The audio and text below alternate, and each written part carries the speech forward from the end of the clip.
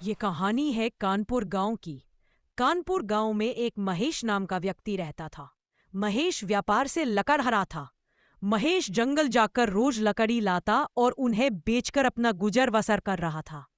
महेश की पत्नी का नाम शकुंतला था। शकुंतला बड़ी ही सीधी सादी थी, लेकिन महेश की एक भी संतान नहीं थी। इसीलिए महेश की पत्नी हर वक्त परेशान रहती थी। ए- एक दिन महेश अपनी पत्नी से कहता है, अरे शकुंतला, मैं कब से तुम्हारा इंतजार कर रहा हूँ और तुम हो कि कहीं भी नहीं हो। मैं सारे मोहल्ले में तुम्हें ढूंढ आया हूँ। शकुंतला, आखिर तुम कहाँ गई थी? अरे महेश, आज मैं तुम्हें क्या बताऊं। आज मैं पड़ोस की बुजुर्गदारी के पास गई थी। उन्होंने मुझे बताया कि पीपल के पेड़ के नीचे एक जाड़ी बूटी है। उस जाड़ी बूटी के ताने में जो हरी सखाई है, वह तो तोड़ कर ले आओ। अगर तुम उन्हें खा लोगी तो तुम्हें ऊपर वाला संतान अवश्य दे देगा। इसीलिए मैं पास की पहाड़ी से यहाँ पटियालाई हूँ। अब मैं यह पटियों का अर्क बनाकर तुम्हें दूंगी, जिससे हमारी भी संतान होगी। अरे शकुंतला, तुम खाम खा इतनी परेशान होती रहती हो। हमारे भाग्य में अगर संतान हुई तो भगवान हमें अवश्य देगा। है वह सब तो ठीक है महेश, लेकिन तुम साफ साफ कहो। अगर तुम्हें यह अर्क नहीं पीना तो मुझे साफ बता दो। वैसे भी मुझे पता है तुम्हें संतान नहीं चाहिए। शकुंतला की बातें सुन सुनकर महेश बड़ा ही परेशान हो जाता है और बिना कुछ कहे वहां से बाहर की तरफ जाने लगता है। महेश जंगल की तरफ जा ही रहा था कि तभी महेश की नजर पेड़ के नीचे बैठे एक बाबा की तरफ जाती है।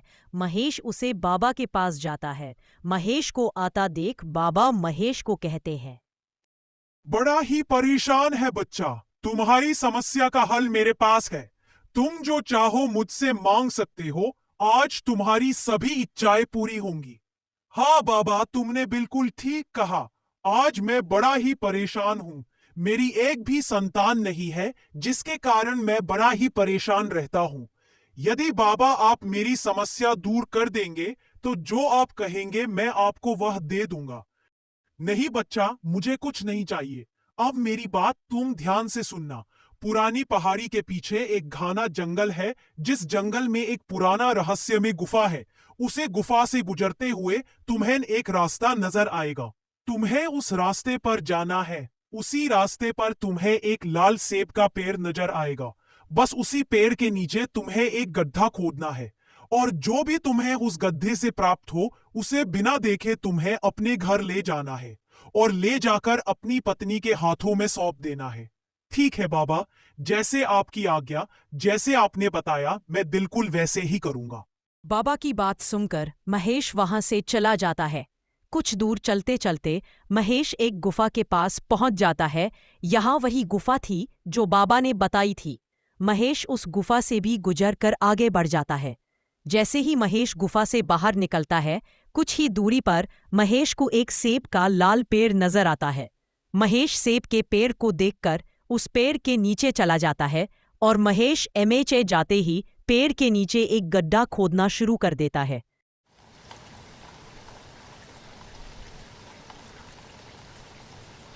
तभी कुछ ही देर बाद गड्ढे से एक मटका बाहर आता है। महेश उस मटके को देखकर हैरान हो जाता है, लेकिन कुछ भी नहीं बोलाता। महेश उस मटके को अपने सर पर उठा लेता है और अपने घर की तरफ चल देता है। महेश बड़ा ही घबराया हुआ था, इसीलिए महेश अपनी चाल को तेजी पर करता है और अपने घर की तरफ बढ़ जाता है।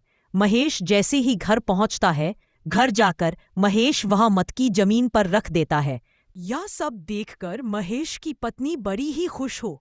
कुछ ही देर बाद महेश की पत्नी यूस मटकी को हाथ लगाती है। तभी यूस मटकी से एक जादुई बच्चा यूस बच्चे को देखकर महेश की पत्नी बड़ी ही खुश हो जाती है।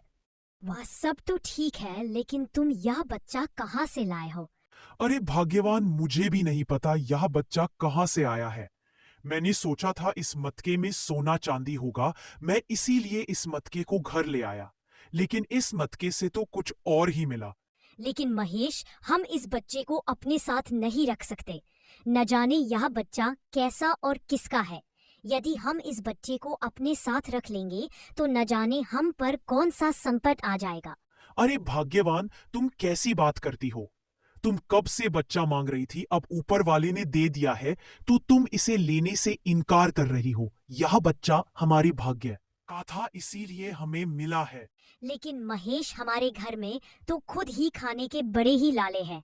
हम इस बच्चे का पालन पोषण कैसे करेंगे? इस बच्चे को पढ़ाएंगे कैसे? अरे भाग्यवान, तुम चिंता क्यों करती हो? सब कुछ हो जाएगा। आज से यह बच्चा हमारा है। हम इसे माता पिता का नाम देंगे। कुछ दिन कुछ साल ऐसे ही बीत जाते हैं। धीरे धीरे महेश का बेटा मोहन अब बड़ा होता जाता है। महेश अपने बेटे को अपने सगे बेटे की तरह ही प्यार करता था और महेश की पत्नी भी अपने बेटे मोहन से बड़ा ही प्रेम करती थी। धीरे धीरे वक्त बीता गया और मोहन अब 20 साल का हो चुका था। मोहन बहुत ही होनहार था, लेकिन थोड़ा अलग था। वक्त के साथ साथ महेश और उसकी पत्नी की भी अब उम्र हो चुकी थी। महेश और महेश की पत्नी भी अब बूढ़े हो चुके थे, जिन्हें काम करने में बड़ी ही दिक्कत आने लगी थी। एक दिन महेश की पत्नी महेश से कहती है, और तुम इस उम्र में भी काम कर रहे हो? अब तो तुम्हारी हड्डियों ने भी जवाब दे दिया है। तुम अपने ये लड़कों बेटे से क्यों नहीं कहते वह जाकर खेत से लकड़ी लेकर आए? वैसे भी सारा दिन जंगल में घूमता ही रहता है। अरे हाँ भगीवान, तुम कहती तो ठीक ही हो। अब मेरे शरीर ने भी जवाब दे दिया है। अब इस उम्र में मुझसे काम नहीं होता, लेकिन क्या करूं, मजबूरी है, काम तो करना ही पड़ेगा। तुम मोहन से क्यों नहीं कहते? मोहन तुम्हारी बात बिल्कुल नहीं डालता। तुम्हारे कहने से मोहन तुम्हारा हर काम करता है। तुम एक बार मोहन से जरूर कहो। अच्छा ठीक है, आज शाम को जब मोहन आएगा तो मैं उसे कह दूंगा। वैसे ये मोहन आजकल रहता कहाँ है? मुझे कहीं भी गांव में नजर नहीं आता। तभी कुछ ही देर बाद वहां गांव की एक चुलबुली लड़की आ जाती है। अरे चाची चाची, मोहन कहाँ है? मैं बड़ी देर से मोहन को ढूंढ रही हूँ। आज मोहन मेरे घर भी नहीं आया। बिजली, तुम्हें ही तो पता रहता है कि मोहन जंगल में कहाँ पर रहता है। जाओ बिजली, जाकर मोहन को लेकर। इतना बोल कर बिजली वहां से चली जाती है। बिजली जंगल के रास्ते से होते हुए पुरानी घटी के पास चली जाती है और वहां जाकर देखती है कि मोहन एक झील के पास बैठा हुआ है। अरे मोहन, तुम यहाँ हो? मैं कब से तुम्हें ढूंढ रही हूँ। और तुम्हारे माता पिता भी तुम्हारे लिए बड़े ही परेशान हैं। अभी मैं चाची के पास से ही आ रही हूँ। चाची ने तुम्हें बुलाया है। और वैसे भी तुम्हारे पिताजी की तबीयत मुझे ठीक नहीं लगती।